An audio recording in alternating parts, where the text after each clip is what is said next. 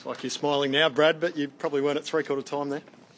Oh no, we're just a game of footy. It's we knew we weren't going to have it all our own way. The first quarter was really positive, clearly, but Carlton have proved this year that they're quite a challenge. They've, going back in time, they've gone through some rebuilding.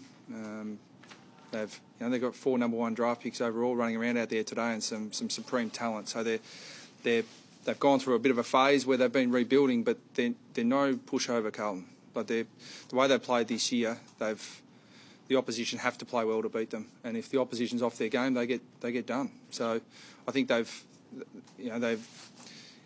on the right path, and I think they're a credit to them today that lesser sides would have maybe capitulated after the start, but they came back and hit us right between the eyes. So I think credit to them, they're on the right track. Is there a bit of a sense of relief that you guys were able to hit back as well in that final quarter? I suppose it is, but I don't look at it as relief. I mean, we had to change some things.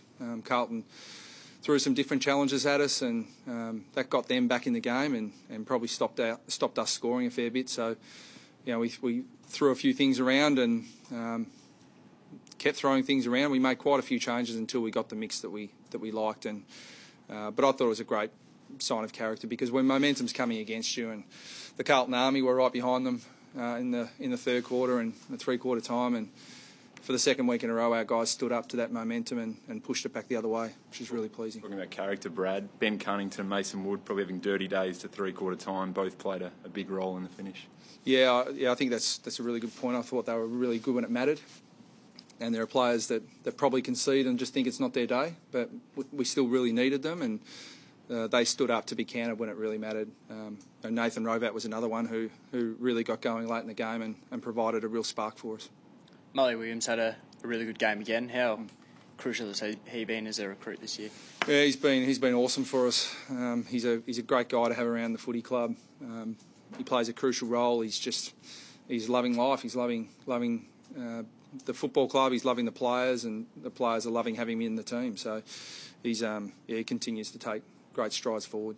Must be impressed with the role that Trent Dumont played on Mark Murphy, particularly in that first half.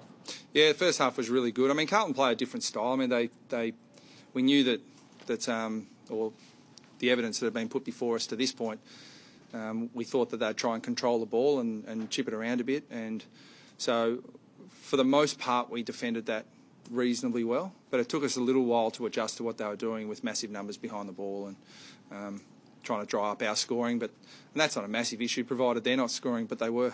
So we had to change again, and I thought Trent was important. You mentioned the character, with some of those mental things too much of a stretch, but are you sure that after those capitulations early in the year that is now well and truly history? No, it's not. I mean, teams are going to lose from winning positions. That's going to happen all the time. But what's really important is that you can play 50 or 70 games of footy and not experience those 3 tight losses that we had earlier this year. So that they were, while they were bitterly disappointing, they were great experiences for us to learn from and to grow from. And we've clearly done that. That doesn't mean that we're not vulnerable to teams coming over the top of us, because every team's vulnerable. And on the flip side, we want to play a style of footy that we're never out of the game, even if we're behind, that we can keep attacking and scoring and putting the opposition under pressure. Just on Dumont, I think he came off with the concussion test later in the game. Do you have an update on how he's conditioned? Yeah, he's fine. I thought you might ask that, so I checked before I came in, and no, he was fine to come back on. So quick check of him, but he's no worries. You mentioned before about Carlton maintaining possession of the ball. Why did it take you so long to adjust it, knowing that they were going to come in with that particular game style? We were trying. Yeah. Why did it take us so long to adjust to it? Well, we adjusted, but we didn't execute it. So in the end, we weren't executing what we wanted, so we just threw Hansen forward and played 7 and 8 forwards at different stages. So sometimes you don't want to fall into the rope-a-dope, man them all up and expose your defence. But the great thing about footy is you can throw all these different tactics and play these different styles, but at the end of the day, it comes back to who's going to win the ball in the contest. And once we got that right, then we look better forward of the ball and behind the ball. Seeing a lot of teams give up big leads this year. Richmond and yourselves have both been in that sort of situation multiple times this year. Hawthorn, 43 points up last week. Have you got a theory on why that's happening? Is it a modern footy sort of thing, or is it just a coincidence this season?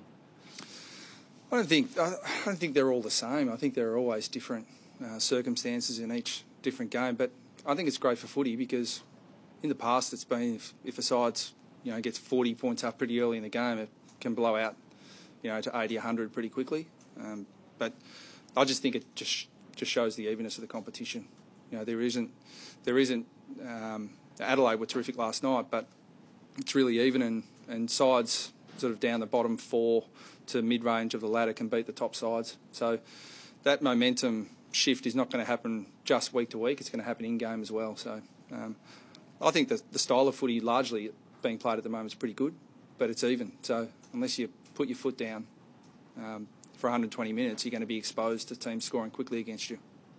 Just on Mason Wood, he's obviously had injury struggles and that sort of thing and sort of got back into the team now. Do you look at his performance in that final quarter sort of in isolation from the rest of the game, or does the rest of his game impact whether he keeps his spot? Sort of does it put a bit of pressure on him? No, Mason's spot's not in doubt, I wouldn't have thought. We've just been pretty keen to get him back out there. When he's fit, he's certainly capable of easily being in our best 22. We just haven't had him fit for long enough. So, no, we'll certainly persist with him, but that Majak Daw will have something to say about that. And Ben Mackay, when he comes back from injury, will have something to say about that. So, Braden Bruce will be saying, I can play forward, not just ruck. So, now, while we've got a lot of faith in Mason, we'll just keep picking the side that is performing. And I thought Mason, while he didn't have a great day, he stood up when it counted. And Goldstein probably lifted late a bit as well. Yeah, bit the same. After a tough start against Cruiser. Yeah, well, I thought Cruiser, Gibbs, Cripps, Murphy, probably more in the second half than the first half. But the Wiedering, they're good players, played well. So, and we had a few guys that, by their own standards, were probably down. So, when you look at all of that, it's a pretty good result for us. Andrew Swallow, he's been dropped twice now this season, about to turn 30. I know he's contracted for next year, but where does he fit in the club's plans going forward? Yeah, I mean, you guys can speculate about this all you want, but he came in for Trent Dumont, and Trent Dumont was injured. Then Trent Dumont came back and he went out for him. So, you can count the number of times he gets dropped if you want, but he's the next best midfielder in, clearly. So, because he played last week and he played okay, but Dumont came back. So, no more to add to the story than that.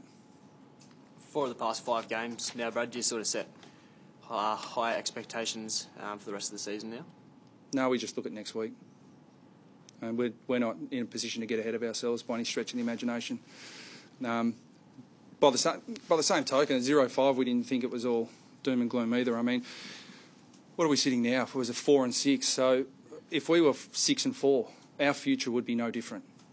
So we've clearly gone through a lot of change over the last 12 months or so, and regardless of the win-loss, the long-term future looks really positive. And as far as the coaching group and the current group of players, we're looking at the ultra short term. So next week's game, and then where we finish, we finish. Thanks.